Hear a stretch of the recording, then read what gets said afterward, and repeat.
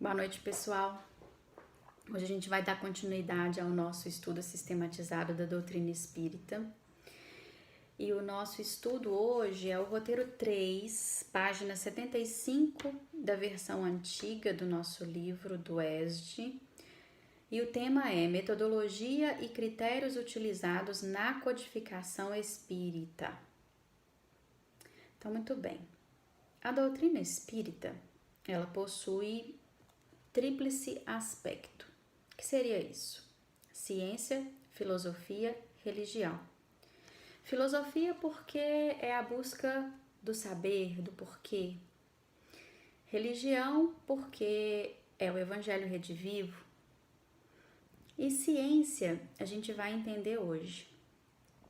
Allan Kardec, ele estudou no magistério, ele fez magistério, fez o curso do magistério, virou professor, né, se tornou professor.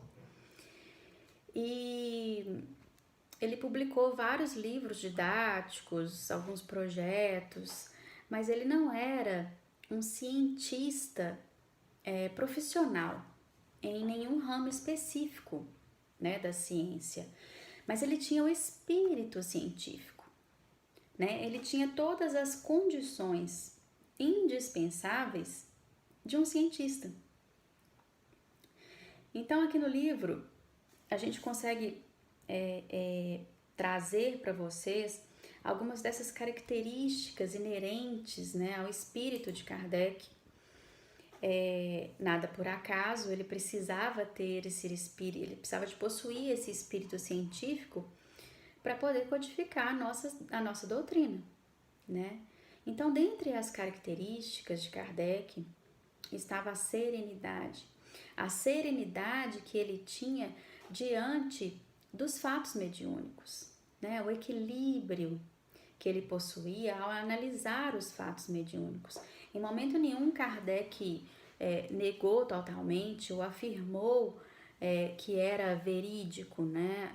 A gente pode observar algumas cenas do filme que ele olhava debaixo da mesa, ele olhava os médiums, né? Ele verificava se não tinha nada de material ali fazendo com que as mesas dançassem ou girassem, né?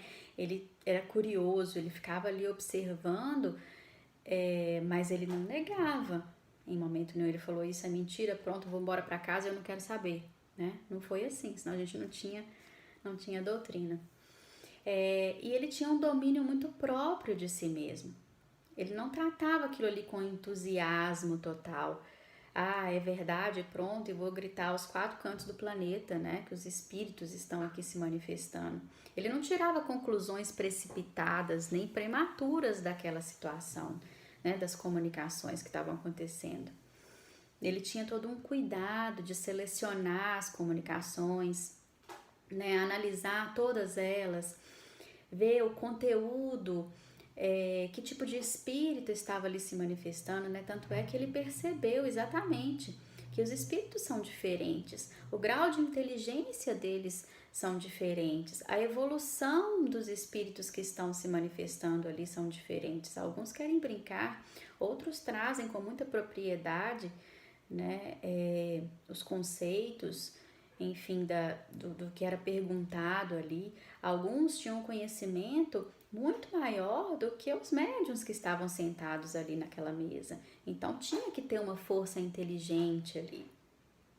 E a prudência nas suas próprias declarações, né? A prudência em examinar tudo que ele recebia, em comprovar, né, tudo que estava ali escrito, né, pelos espíritos.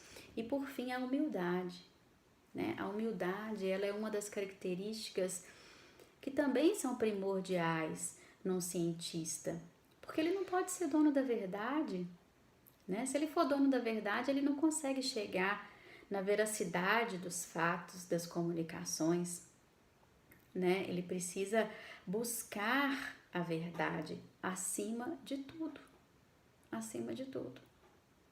E para isso ele precisa ser um questionador e saber que ele não sabe tudo, né? Que talvez ele não saiba até nada, ele não saiba de nada, né? Então, espiritismo e ciência. Espiritismo e ciência se completam, é o que traz aqui no estudo pra gente. Não são forças antagônicas, muito pelo contrário, né? O espírito e a matéria fazem parte da realidade do universo. Então, eles se completam reciprocamente. Apesar da ciência estudar as leis do princípio material e o espiritismo estudar as leis do princípio espiritual.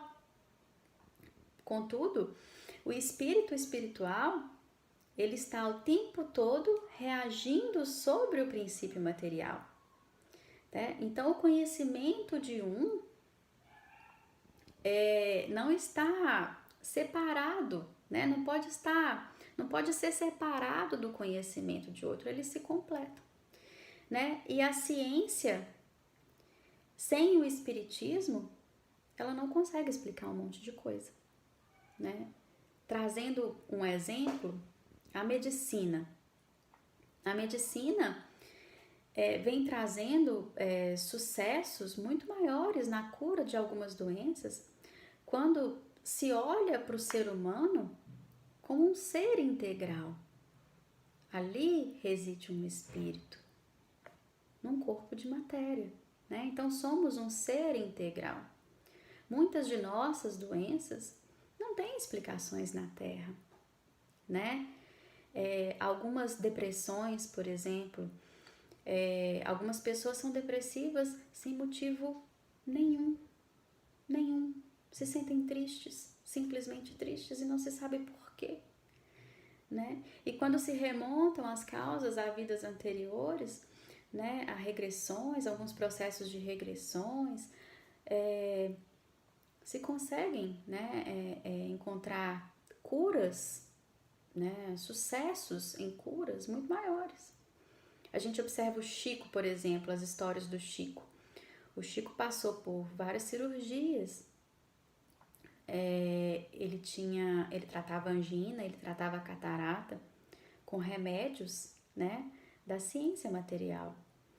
Apesar de todo o contato com os espíritos, com vários médicos, né, vários espíritos, né? Se ele não necessitasse, se houvesse, né, alguém que não necessitasse da ciência material, que a gente conhece aqui, né, mais atual, seria o Chico.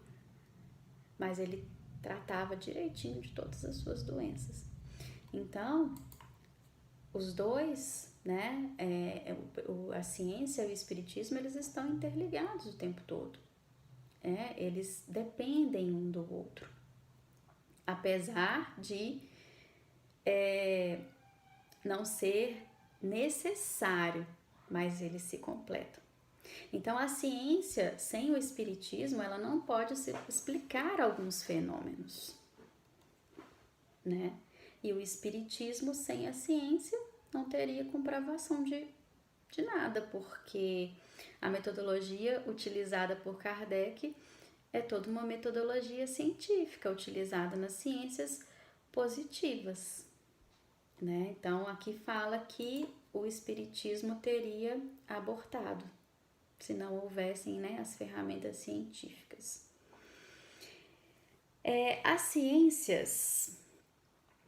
As ciências ordinárias, as ciências positivas, elas precisam experimentar e manipular coisas, matéria, né?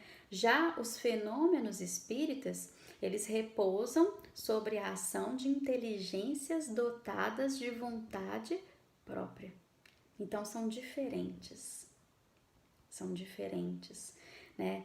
A ciência, Kardec fala, a ciência, ela não tem que se pronunciar quanto a questão nenhuma do espiritismo, né?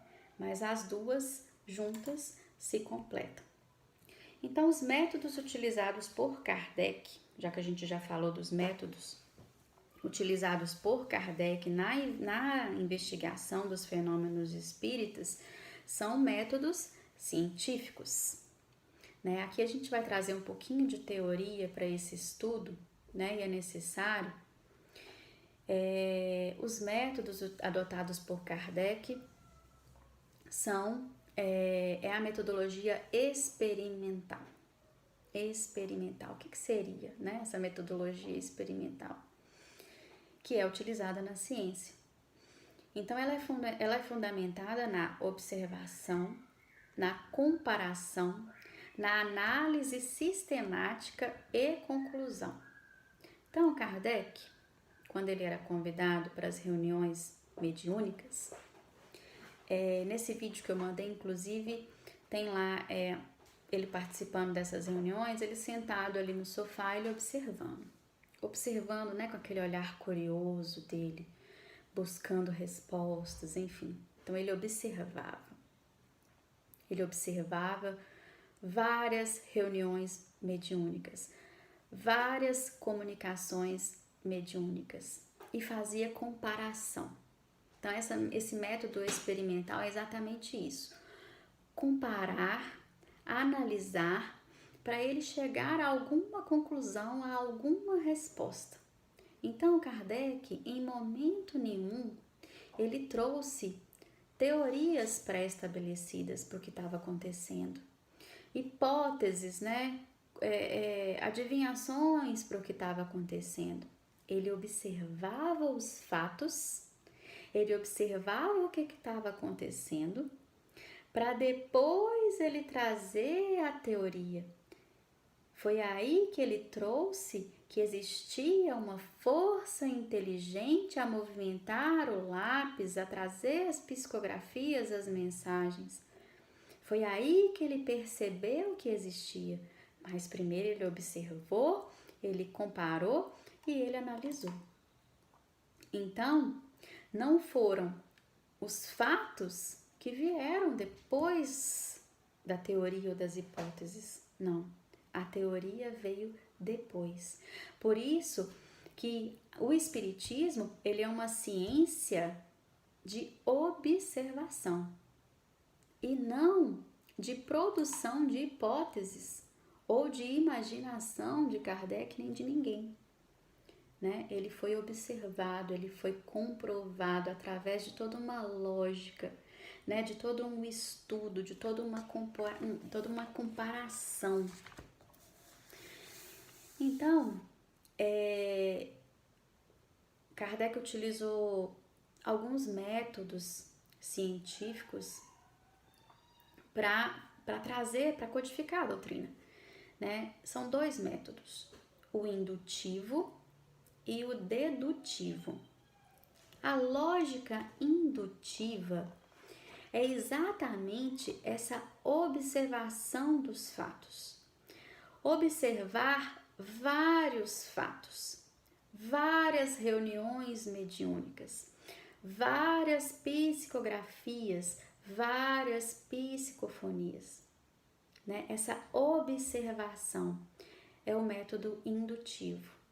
E o método dedutivo também foi utilizado na doutrina, né? Que é quando se deduz algo a partir dessa observação, né? Quando você só deduz, você ignora a experiência, né? Você ignora o que realmente está acontecendo. Quando você apenas induz, você apenas usa de indução, você apenas observa os fatos, né? E tira suas conclusões, né? E dentro da ciência se faz necessário a junção da indução e da dedução para se chegar às respostas corretas, com base científicas, né? Com base em todo um processo, né? E dentro dessa metodologia, a gente ainda tem que observar dois aspectos extremamente importantes que foram utilizados dentro da doutrina espírita, né? Dentro dessa codificação, que é a generalidade ou universalidade e a concordância dos ensinos. Ah, mas o que é isso? Quando a gente fala em universalidade, é exatamente saber que Kardec não utilizou um médium X para trazer todas as comunicações e pronto. Não foi assim que aconteceu. Né? A perfeição da doutrina foi exatamente que Deus, né? Porque tudo que vem de Deus é muito perfeito. Deus fez com que espíritos se manifestassem por toda parte do globo, né? Por todos os cantos do globo. Então essas manifestações, elas começaram a acontecer no mundo inteiro. E Kardec ele compilava todas essas comunicações, né, de médiuns estranhos que não se conheciam uns aos outros, né, e tirava o que era concordante dentro daquelas comunicações. E aqui vem nos trazer que exatamente esses critérios que trouxeram, né, que emprestaram à doutrina essa força, né, essa autoridade, essa autenticidade, né? Exatamente todo esse cuidado científico, de ferramentas, de metodologia, né, de critérios que Kardec trouxe para a codificação que fizeram a base, né, de veracidade da nossa doutrina. Então, aqui no estudo vem nos dizer que homens falem, né? Homens vêm à falência, homens caem, ou são caídos, né? Ou são feitos, é feito, né, que o homem caia. Mas esse monte de espírito não tem como. Quando, em termos da falência humana, né, era previsto que talvez Kardec falhasse. Poderia acontecer, né? E se Kardec falhasse, Leon Denis daria continuidade à codificação. Os livros foram queimados, né? No Auto de Fé, em Barcelona, em 1861, foram queimados 300 livros espíritas, né? Essa era a intenção de que se destruísse a nossa doutrina. Sim, é possível destruir tudo que é material, homem, livro, né? Mas espírito não tem como queimar. Espírito não tem como ser destruído, né? Apenas o que está na terra pode ser destruído. Então, essa universalidade dessas comunicações, né, ela traz um caráter essencial à nossa doutrina, né, um caráter essencial. Essa garantia séria, né, uma garantia que traz dessa concordância, né, é a base em que a nossa doutrina se apoia e que a torna infalível, né? Hoje, trazendo todo esse aspecto, né, científico para os dias de hoje, a gente está vivendo uma pandemia. E quantas comunicações não foram dadas, né? Não foram trazidas, né, hoje através do WhatsApp? Esse monte de psicografia, né, algumas psicofonias, enfim. E nós, espíritas, né, como estamos reagindo diante de toda essa avalanche de informação, né, que a gente está recebendo? Trazendo o que Kardec nos ensinou, toda essa metodologia científica, né, toda essa perspicácia, toda essa característica dele como homens da ciência, né, esse espírito científico. E nós? Como que a gente está lidando com toda essa informação? Eu acredito, eu recebi várias psicografias, li muitas, li algumas, né, de vários lugares diferentes, né, centros diferentes, pessoas diferentes, assinaturas diferentes, né? Então aí está a universalidade, Mas e a concordância? No que elas são concordantes? O que elas trazem de veracidade é exatamente o ponto de concordância entre elas. Bom, precisamos evoluir, precisamos mudar de faixa vibratória, né, para que o planeta se regenere, para que o planeta continue esse processo de regeneração. Nós, seres humanos, precisamos regenerar os nossos espíritos. Precisamos ser mais fraternos, solidários. Precisamos viver dentro das leis de Deus, né? Precisamos sentir o amor, a igualdade, né? Então, esse é o ponto de concordância. Essa evolução está presente em todas as psicografias. Eu recebi uma específica que fazia previsões de mortes, né? De situações que traziam medo. Então, eu como espírita, como analisar essa informação, né? Como Kardec fez?